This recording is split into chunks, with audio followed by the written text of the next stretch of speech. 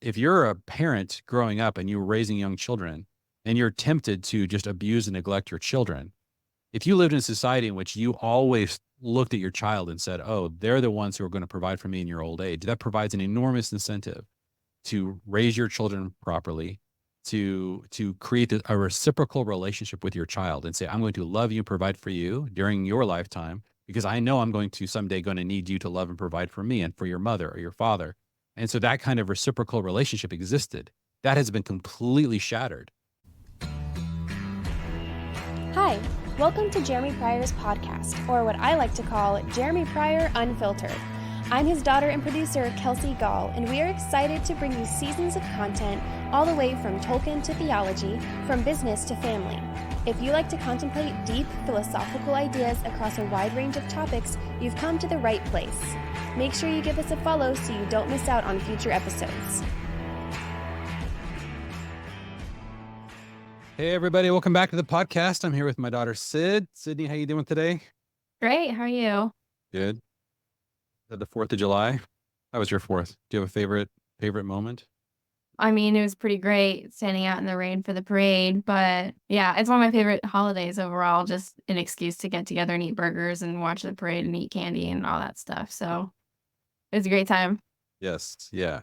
Man, we're going to be talking a little bit about village living today, and we live in a village that is very cohesive. One of the things I love about Fort Thomas, our town, and the definitely 4th of July is the moment where the town gets together and really feels like a cohesive town more than any other time. So yeah, it was a lot of fun. That's been a huge tradition. What's crazy is about 3 or 4 days before the 4th of July, around June 30th or July 1st, you'll see this weird phenomenon in our town, which is lawn chairs will start appearing on the road all over the place because people are, these large families who are all sort of carving out their preferred parade viewing locations. And somehow they think that if they leave their lawn chairs out days and days before on a busy street, that no one will ever take their lawn chairs. Guess what? No one ever takes their lawn chairs. So we've been doing this for years as well. We've got our spot that we've carved out, and we usually have about 15 people that show up, and we're all sitting there, and it is an epic moment. Okay. So we're going to talk about, there's 2 topics I want to have with you, Sid. And those of you guys who are new to the podcast, welcome. What I do on this podcast is this is the one place where I just get to talk about whatever I want to talk about. Things that are just on my mind, and I try to see if there's anybody from my family can join, and Sid is usually one of the most accommodating. So I'm so grateful that you're here today with me, Sydney, because I want to get your take on a couple of things and lets me talk through things that, I want to talk through and get your thoughts on. So yeah, 2 topics today. I want to play for you a campaign ad from way back when Barack Obama was running against Mitt Romney. And this campaign ad is called The Life of Julia. All right. So it's a little animated campaign ad. I found this campaign ad to be so interesting because it is the place where everything that I most am concerned about with regards to government is really condensed into one ad. And the ad isn't a Republican ad. It isn't Romney's ad. It's actually Barack Obama's ad. He actually pitches a vision for the future that is the most dystopian vision that I can personally ever imagine. Okay. Which is the government becomes your father. And so Barack Obama actually is, and he's of course not using that language. I'm using that language, but it's clearly what is happening, and you'll see it as the ad is unveiled. And one of the things I have been obsessed with, I'm always obsessed with, is this question: what is the good life? What are we aiming at? What is the ideal? What are we trying to create in society? And philosophers have known for centuries or millennia that if somebody can actually articulate to you what they're aiming at, what is the good life? Philosophers call this, the telos. The what are you trying to create? If you can articulate that, you can really reverse engineer somebody's entire philosophy. And so what we're going to see here is the ideal, or what one part of the country is aiming at. And I'm not saying this to primarily be political. This to me is not a political question. This is a theological question. only in the Bible am I given a telos or a something that we're to aim at. And so we're going to grapple with that. But it is helpful when people reveal as clearly as they can in the most condensed way as possible what they're aiming at. And so we're gonna do this. Now, this is mostly visual. So if you're listening to this on the podcast, I'm going to do my best to describe verbally what's happening in this campaign commercial. But you can go on YouTube and watch the whole thing. If you want to watch the YouTube version of this podcast, you will see it. All right, here we go. This is the life of Julia. And take a look at how President Obama's policies help one woman over the course of her lifetime, and how Mitt Romney would change her story. Again, this is from the Obama campaign about their vision of the future. Here we go.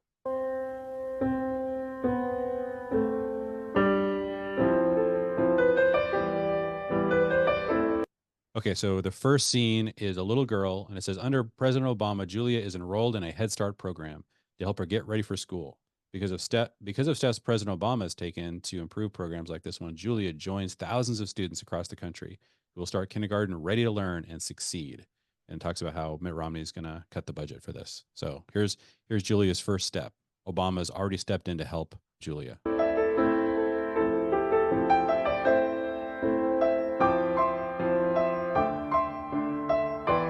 All right, now, under President Obama, Julia takes the SAT and is on track to start her college application. Her high school is part of the Race to the Top program. So another program implemented, it says, by President Obama, their new college and career ready start standard means Julia can take the classes she needs. And then it talks about how I'm just going to cut this. Now, this is 17-year-old Julia. Now Julia's 18 years old. Under President Obama, she prepares for her first semester of college. Julia and her family qualify for President Obama's American Opportunity Tax Credit worth $10,000 over 4 years. Julia is also one of millions of students who receive a Pell Grant. Okay, so again, the government has swooped in to help Julia at 18 years old at college.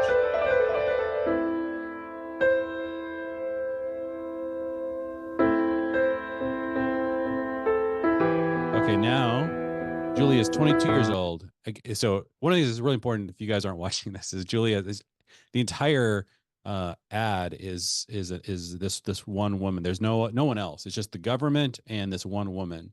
Okay, so this next one says, under President Obama, during college, Julia undergoes surgery, is thankfully covered by her insurance due to the healthcare reform that let her stay on her parents' coverage until she was 26.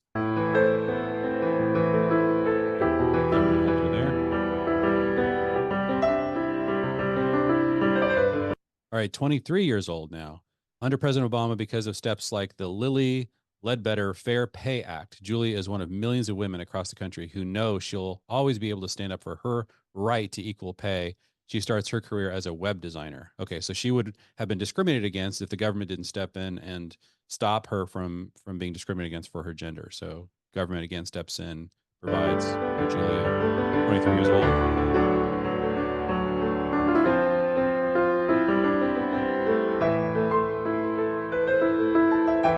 All right, Julia is now 25 years old. And of course, after graduation, Julia's federal student loans are more manageable. Since President Obama capped income-based federal student loan payments and kept interest rates low, she makes her payments on time every month, keeping her on track to repay her student loans. So and then of course the what's going on under Romney, which is cutting that. So.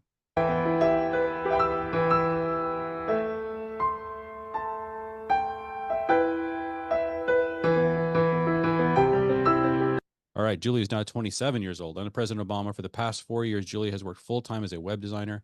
Thanks to Obamacare, health insurance is required to cover birth control and preventative care, letting Julia focus on her work rather than worrying about her health. So the government stepped in, made sure that she had plenty of contraception to make sure that she would not have to undergo the tragedy of getting pregnant. So we appreciate that.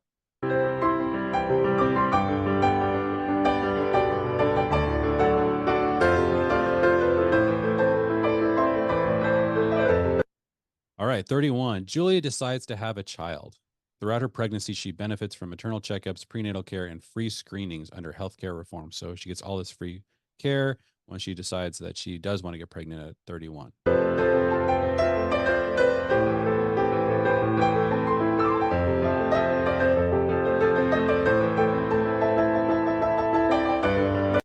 right, Julia is now 37. Julia's son Zachary starts kindergarten.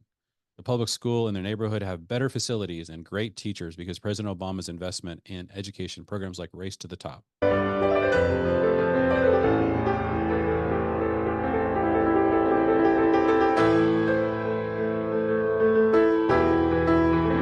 Julia is now 42 years old. Julia starts her own web business. She qualifies for a small business administration loan, giving her the money she needs to invest in her business. President Obama's tax cuts for small businesses like Julia's help her get started. She's able to hire employees, creating new jobs in her town and help grow her local economy.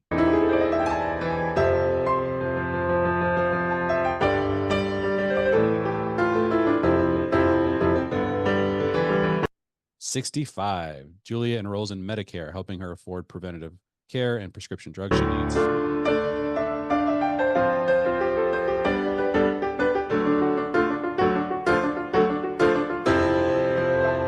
'67, Julia retires. After years of contributing to Social Security, she receives monthly benefits that help her retire comfortably without worrying that she'll run out of savings. This allows her to volunteer at a community garden.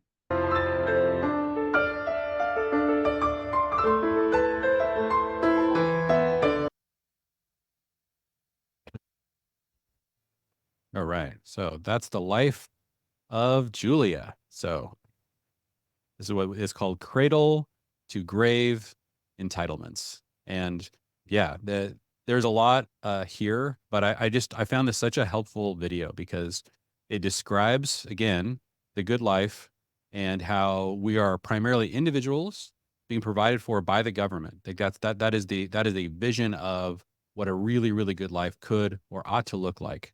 There's no downside to that, I'm sure, right? So, Sydney, any thoughts? What stood out to you in this video?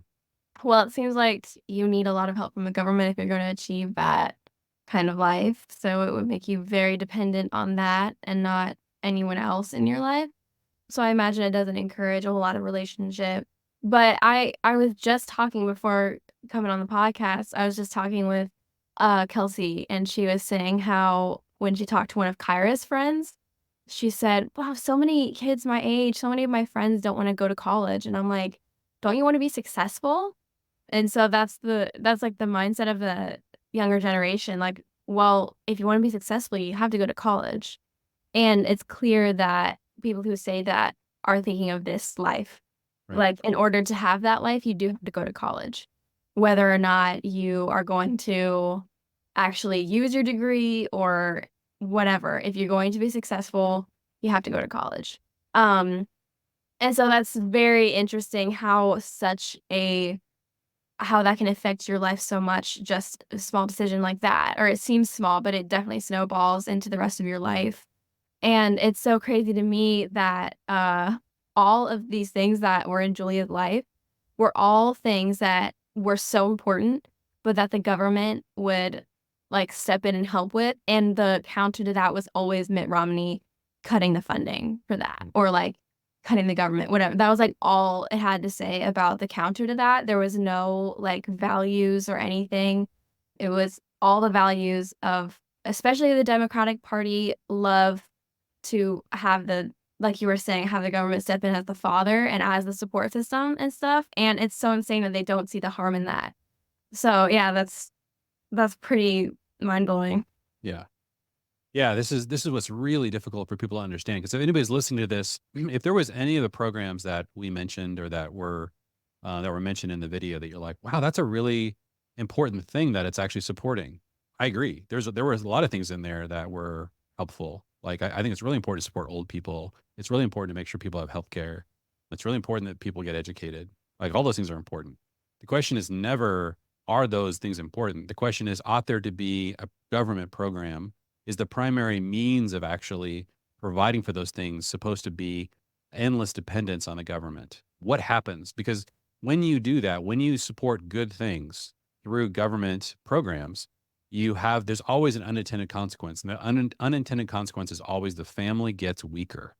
And this is why, to me, it's not primarily a political question. This really is theological. Whose responsibility, whose jurisdiction is it to make sure that people are provided for? Whose vision will decide what is important in your life in terms of education or in terms of what needs to be funded? is that primarily a political question, and therefore the government should be as large as possible in order to provide as many programs to do all the good things that we want? Or do we want to create a society in which people are given a lot of freedom and that families then can be maximally strong and independent from the government, and in order for them to be able to champion their own values? Because what subtly happens is when, of course, the government could just decide to engineer society and say, well, we're going to tune up this program and tune down that program. That's, it's very clear when it says we're going to make sure that we provide a lot of funding for contraception. That is a value decision. That's not primarily a decision about, that's sort of political. It's a theological decision. It's saying we want a society in which people can exist for 5 to 10 years as single people, having sex outside of marriage in a way that doesn't allow for there to be pregnancy. Well, there's a cascade of unintended consequences that are so devastating to a society when you do that. But of course, those things have been decided by the government. And again, these are value questions or theological questions. And so we need to, this is why I think this is really important to look at these things through that lens. And the constant refrain that is sort of like, are these things valuable? Are they important ideas? Like, is it important to care for older people? Like there's when we decided to say older people will get Social Security and Medicare, there has been over the last 50, 60, 70 years, a complete cultural transformation. And most people don't ever recognize the cascade of implications that this created. But this caused the baby boomer generation, the first generation, to grow up where they knew their parents didn't really need them to be provided for. Well, it completely changed the way that they treated their parents. They didn't need to care for their parents. And so it designed a certain system. And it also really, it's crazy. One of the things it allows you to do, and this is very subtle, but it's obvious, that if you're a parent growing up and you're raising young children and you're tempted to just abuse and neglect your children, if you lived in a society in which you always looked at your child and said, oh, they're the ones who are going to provide for me in your old age, that provides an enormous incentive to raise your children properly, to create a reciprocal relationship with your child and say, I'm going to love you and provide for you during your lifetime because I know I'm going to someday going to need you to love and provide for me and for your mother or your father. And so that kind of reciprocal relationship existed. That has been completely shattered. And we'll never know how many children endure neglect and abuse because of that. But we do know that it did create a society in which generations feel maximally independent from each other.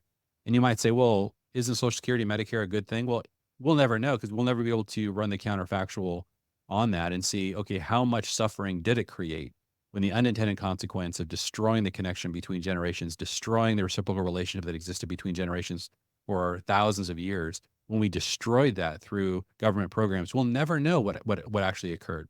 Because the assumption is, well, we can't have older people who are dying of preventable causes. So we're going to need to protect them and provide for them. And so, yes, I mean, there's an immediate good. I think a safety net of last resort could be a really useful thing in society. But once it becomes an entitlement that everybody does, it re-engineers all of society and changes the whole way that the generations have been interacting with each other for thousands of years. Is that a good thing?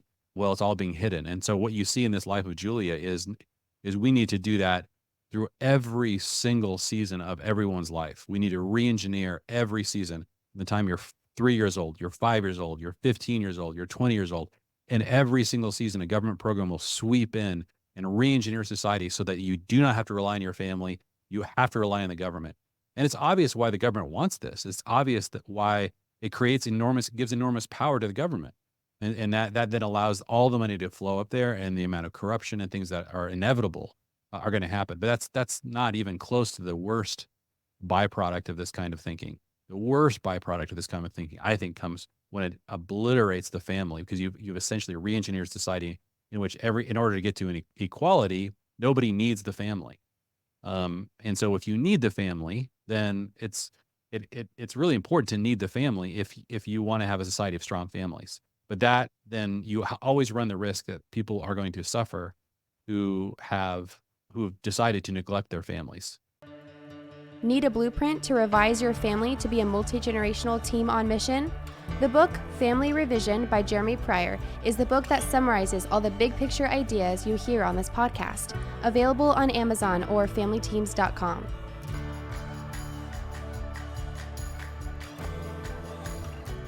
And again, this doesn't mean that there won't necessarily be safety nets for when horrible tragedies befall certain families. I think those are best really created within faith communities. But if the government wants to step in there, there's an argument for that. This is not what you saw in the life of Julia, was not the government sweeping in extraordinary circumstances to help somebody who just went through something that is very unusual. This is the government wanting to be involved in every single decision, every transition, to engineer a particular outcome and to provide for this single person. So yeah, Sid, anything else that's stirring up for you? Yeah, I find it so insane how it never talks about her getting married, first of all. She just has a child at 31, because I guess that's when you have kids. And she only had one, and the only time it ever mentions him is when she's sending him off to school to be raised by the government, basically. So I find that so insane that they just didn't talk about that at all. They just talked about how she made business, how the government helped her when she was old, like all this stuff. And it's like, so, okay, because you know that the government that can't do anything except for this public school system and like these different programs, like they can't do anything for like truly pouring into that child. Because as soon as something is mass marketed, as soon as something is given to the government, the quality goes down so much. Like hearing Angel, my brother's wife from Canada, how her experience with healthcare and stuff, it's like, it's free, but it's extremely low quality. You go to the ER and it's absolutely packed and everything's dirty and gross and you have to wait for hours to get your broken bone set. So it is crazy to see how when something is given over to the government, how the quality just drops because they don't care as much as your family would. They don't care as much as a privately community-based business would. So yeah, it's crazy the things that they put emphasis on and how none of it has to do with relationship or family. Yeah. And it's all things that the government can help with. Yes. Yeah. There's just, it's really important to understand the larger the program, the more time it exists, the easier it is for people to figure out how to basically take advantage of that program in order to, I'm talking about people who are the administrators of the program, to continue to bloat the program. And it's just inevitable. I think one of the worst examples of this I ever saw was, I think it was when Elon Musk was able to send a payload into space for, it was less than 10% of what NASA would have cost. So NASA basically was bankrupting the whole space program, and it became so bloated that that we were going backwards in terms of space travel, in terms of any ability to get to space. We were actually losing the ability. That what was happening in the 60s and 70s and 80s was sort of the peak, and now we were going backwards. And when people actually looked at that, this is just inevitable. It happens with education. It happens, in every one of these arenas, that over time, it can start off really positive, but over time, because of the lack of accountability within, and there's really a subtle incentives within any government program to just continue to grow it, that when the bureaucrats and administrators of that program take over, there's no one there to really hold the line on costs, to innovate. All those incentives are really low. Incentives to grow, dependencies are really high, and this just destroys these kinds of programs. And so, you see it in healthcare, you see it in education, you see it in every other area. And so inevitable that this would happen. So, this is a huge problem. But I found that this particular video was really helpful because it laid out the vision perfectly of what I think that kind of future looks like. And I find it incredibly dystopian if we ever went down that road. All right. The second video I want to play for you is from Louise Perry. She was on the Triggernometry Podcast because she said something really interesting about the need to really the effect of urbanization and villages on not just the birth rate, but there's like this cascade effect also on the way that we think about family life. I don't think I've ever heard anybody make this case the way she did. So there's an interesting lead up conversation. And then what she says about this, I think, is really important and interesting. So I want you to take a look at this. Having this conversation with somebody last night, like, I'm a first generation immigrant, so I came here. I didn't have a family network. I spent the first 10 years of my life kind of struggling to make my way, no inheritance, blah, blah, blah, blah, blah. And I've basically had to create this with Frances and build a pretty successful career in doing what I'm doing to be able to have what baby boomers in America had in the 60s on one income. Yeah, I know. It's Like, terrible. Do you know what I mean? Completely. So basically all I ever wanted was to have like a house and Yeah. kids and to be comfortable. And that's really it. Yeah. And nowadays to do that, you have to, like, if you want to live in London, you basically have to be a millionaire. Yeah. Right. No, I agree. To be And able to like, do that. and I'm living it as well. Like, I totally get you. Yeah. The thing that I always try and remind myself of is like, it's harder than it was for my parents, for your parents.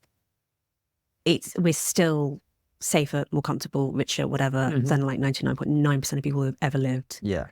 And it's so hard to remember that because I think the human mind is so set up to be doing these kind of minute peer comparisons. Interesting. Well, let me So I think that's a really important, like, initial point that Louise Perry is making. And that is, we tend to want to compare ourselves to our parents' generation. But the people growing up today, a lot of the millennials and Gen Z that are going to be very frustrated by the fact that things have declined in some ways, and they're going to have a harder time economically than their parents and grandparents. That's a tragedy and something we need to look at. It is important to note, again, like she said, you're still more wealthy, more comfortable. You have more opportunity than probably 99% of the people who have ever lived. The reason why I think it's important is what they're about to talk about next, which is there was an unusual kind of way that society was set up that actually worked for people that were in those really privileged generations. That isn't going to work for the future. That's not going to work great for the Gen Zs of the world. And so I think we need to then say, okay, how did people before the baby boomer generation, how did they thrive? And they start to describe what life looked like there and the kinds of trade-offs that had to be made. And I think this is actually a much more helpful kind of conversation to have. Let me ask you another question then, because you talk about its GDP, and I was wondering whether it's GDP or whether it's urbanization. It's both. I mean, So GDP, gross domestic product, is the way that we kind of track if a society is getting wealthier or poorer. So he's saying, is it that we're getting poorer as a society, or is it that we're becoming more urbanized and people are moving into cities? Which is it? cities shred fertility. Also true in Rome, right? Yeah. Rome largely shredded fertility because of disease. But it's always been the case that, the villagers are basically like little reproduction machines. Like, they're like perfectly set up for people, which is a lesson there. Like, there's something in there, if what you're trying to do, if you want to design a fertile culture, it probably has to look something like a village. Because that seems to be, of all sort of social technology we've ever invented, that seems to be the best one for encouraging people to have children, like having their extended family around, being in a very settled place, all this kind of stuff. But yeah, anyway, so historically, yes, rural areas have always been the engines of fertility, and then people go to the city and either have fewer children or die from plague or, whatever. I mean, this is a point actually, like, again, worth remembering. When my husband accuses me of being a collapsed-tard, I saw in the paper recently, I think it was a Lancet, had a piece on low fertility the other week. And it mentioned the fact that the global population has not shrunk since the Black Death. Okay. And they're going to go deeper and deeper into the population decline conversation, which we had recently. But I wanted to really discuss her thesis that villages are like reproduction machines. Like, the villages are actually designed for reproduction and for thriving in the kinds of ways that really cause you to have healthy families, and that there's something about the design of the city, like the densely populated urban environment, that actually makes this difficult. Interesting distinction, because I think, again, if we're going to try to recapture the advantages that previous generations before the boomers, when things were harder, they still were able to thrive is part of the reason because they lived in these smaller communities. So, Sydney, what do you think? What does that start for you? I definitely see that distinction. I've had the privilege to see both kinds of life, and it is insane the difference. It is so night and day. In the same country, you can go to a city and then to a smaller town and just see the difference. And it's incredible. I saw this in Norway. I saw it in Japan, and they're both very advanced countries, very first world, very smart, lots of education. And it's insane to see.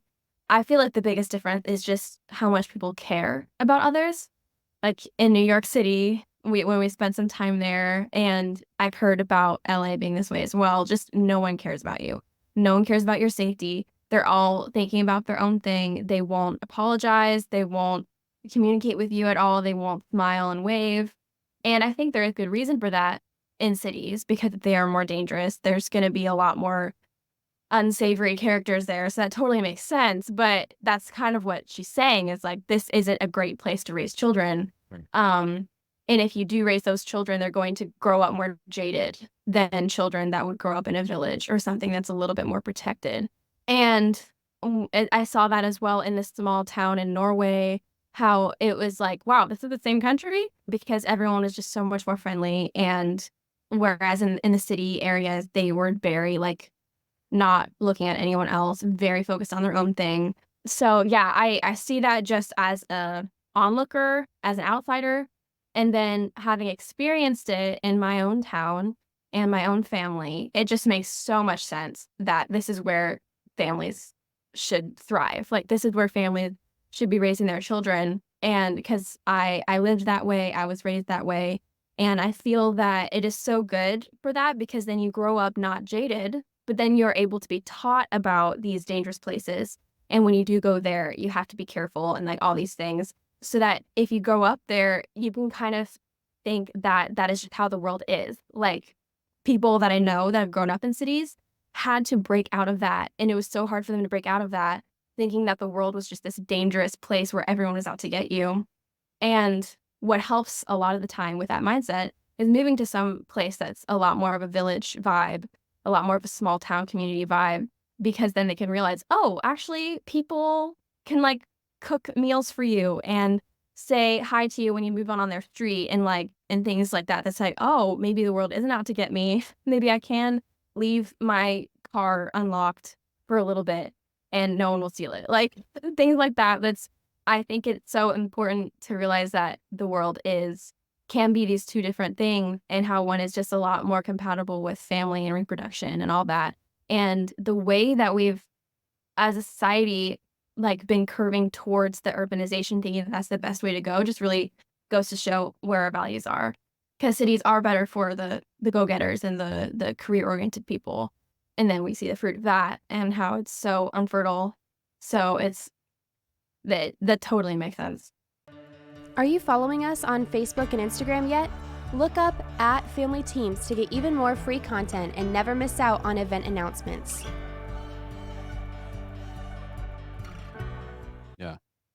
Yeah, it's interesting. You're kind of teasing out this one difference that there's a kind of a culture within a village. This is friendlier. I think that's huge. And, cities are colder. There's also just like the logistics. Like you imagine how difficult it is. So first of all, one of the things she's pointing out is that villages are designed to be multi-generational. In other words, you could have your children living on a street with your parents, and the parents and grandparents. Imagine how difficult that would be in a city. I mean, imagine saying, okay, we want to live this interdependent life across generations. And so you're living in a place that's incredibly expensive just to have like a flat, in a city. And then you're like, okay, now it also needs to somehow make sense for my parents to move here. And then it's got to make sense and they have to be able to afford it. And then my kids, as they're just starting families, once they get to that place, they've got to be able to afford it. And we've got to be able to afford it in a similar area. That's the thing that I find really difficult in a city. Yeah. It's hard in certain suburbs as well.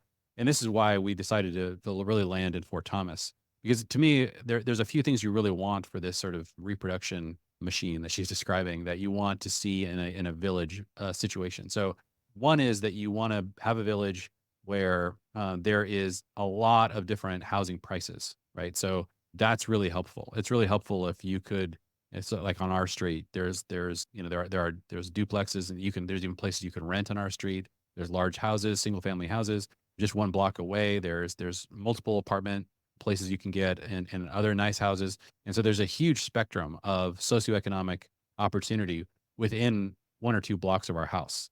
And only happens really in places that were really designed before the automobile. As soon as the car took over, and then zoning started to be created in a way that made this really difficult. So that's really helpful because you can have grandparents living on the same street as their parents or their kids. And then when their kids start having kids, each generation could find a way to sort of slowly level up. Another thing I think that's really helpful is to be in a village environment that is in proximity to a large city, because then you have the economic opportunity of the city without the challenges that are created by having like super high prices or this kind of like homogenized zoned areas that make it really difficult for generations to get together. So I don't think you have to go total rural. One of the downfalls of going really far out into a rural area where you're an hour or more away from a major city is that it creates another problem, which is that people feel like they have to move just to get the economic opportunity that they might need to be able to provide for their family. Somebody who might have been able to get to like a remote work position or a business that doesn't require a large, dense population, they might be able to live out in a rural area. And that can work with homesteading, or if you have a vision for that, there's ways to pull that off.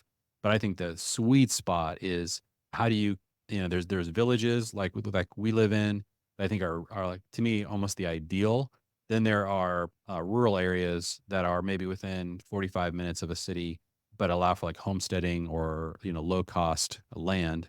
I think that has another effect that can also be ideal. Your kids might live a little bit closer to the city, but even if they're 20 minutes closer to the city, they're still in proximity to that rural land.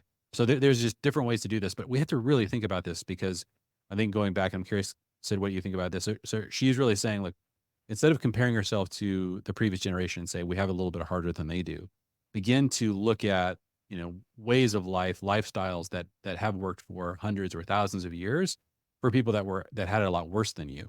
I think that's a much better question to ask than just throwing up your hands and saying, life sucks because things are worse than my parents or my grandparents had it. I don't know what your thoughts are there, but what have you heard from like your generation when they think about this economic problem? And what do you think is a really, what are the ways in which like this can be framed that you find helpful or less helpful? Yeah, I definitely do find it interesting how the things that I see are like people my age going on TikTok and complaining about this, how I work 50 hours a week and I can barely afford for myself. And I'm like, and they usually do it from their car. So I'm like, okay, you have a car. They're doing it on their phone. Okay, you have a phone. So it's kind of funny that like we are in some ways living in luxury, but we're still unable to provide for ourselves adequately. So I feel like there is clearly like some kind of disconnect here. And I think part of it is the government pushing certain agendas and fooling a whole generation of people into falling into their hands and needing the government constantly and going to college and getting degrees that they're never going to use and things like that. So I think that is part of the problem. Yeah, and I think she does make a good point or you make a good point of, let's look at what people did to succeed in a time that was much worse than our time. And it is clear that relying on community or relying on the older generations to help out was a big thing. And I think that there needs to be more of that, honestly, because I think that too many people in my generation have been raised to be independent, and that working together with the way that the economy is declining has just made this perfect storm of people like me, people my age, just not doing well in their life. And of course, if you're not doing well economically, then that would probably lead to not doing well mentally or emotionally. And so then that creates a whole other slew of problems. And so I think there has to be a generational crossover somewhere. Like they need help from the older generations, and the unwillingness of the older generations to help out is part of what's causing this, I think. Yeah. So I think that if there is more of that, if we didn't feel, we meaning Gen Z, if we didn't feel so alone in this, then I think that we'd have a lot more of a leg up. And so I'm very grateful that you have such a finger on the pulse of like our economy and things like that, and how you've encouraged us to go different routes than what's normal, what's status quo. And that had led to a lot more thriving in regards to finances and emotion and mental health. So yeah, I'm very grateful for that. But I think that just has to become a norm, like the parents helping out, the grandparents helping out. That's right. And I think that would change everything. Yeah. Yeah, I think that is the real key, kind of to bring these two conversations together, because your generation is living after the government has stepped in and engineered a society in which you don't need family. And there was a huge surge of wealth during that period, and the government sort of filled in all the gaps. And when we start to enter into another season where we're not thriving as much economically and you might need your family, well, those bonds have been destroyed.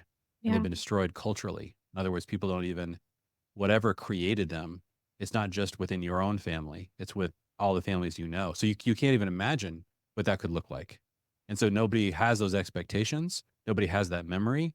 And so you're just like floundering, because the safety net was what destroyed basically you used to have this family safety net that got destroyed by the government safety net. And once the government safety net goes away, it's not like you just, okay, here comes back the family safety net. There's going to be a generation or two that's going to really suffer, because they're just going to hit the ground. And I think that's what we're seeing right now. And my statement, my kind of challenge to the way this has happened is, like, why did we ever give up the family? Like that was never a good idea. That was never a good exchange. That was always a temporary fix. Even when we were thriving economically, had more money than almost any society in human history, and we had this thriving middle class, we were still going into debt. In other words, we were still borrowing from future generations just to even live that lifestyle. Now we're borrowing at a rate that is so ridiculously unsustainable that it's going to backfire on a generation that it's going to create a economic crisis like we've never seen once that bubble bursts. And this is why we have to stop. And this is not a statement governmentally, because I don't think government will ever stop spending money or trying to issue programs or trying to buy votes. But what we can do is we need to be sounding the alarm and saying, look, build strong families, build strong generational bonds between generations, and help each other, and create a village structure so that you can have children and thrive during these times of crisis that are coming. And by the way, this is just the way everyone's always lived in the past. It's not some kind of huge tragedy, but it can become a tragedy if you attempt to continue to like lean into these negative patterns, to say, yeah, we're going to try to make a go of it in a hyper urbanized environment. And we're going to live in a way that is really hard on our family and unsustainable for our future children. That is a problem. So we have to think about this stuff a little bit more deeply. So awesome. Well, thanks, Sid, for jumping in. And for these guys listening, thank you for listening. These are conversations that I think are really important for us to kind of get down to bedrock on. And I found these two clips helpful for me, at least, at like really seeing something that is really challenging to see and to explore and analyze. So awesome. Thanks for listening. Thanks, Sid, for joining me. Yeah, thank you. Thank you for listening to Jeremy Pryor's podcast. Make sure you hit that follow button so you don't miss out on any future content. Follow Jeremy on Twitter and Instagram, as well as his Substack blog, all linked in the description. See you next time.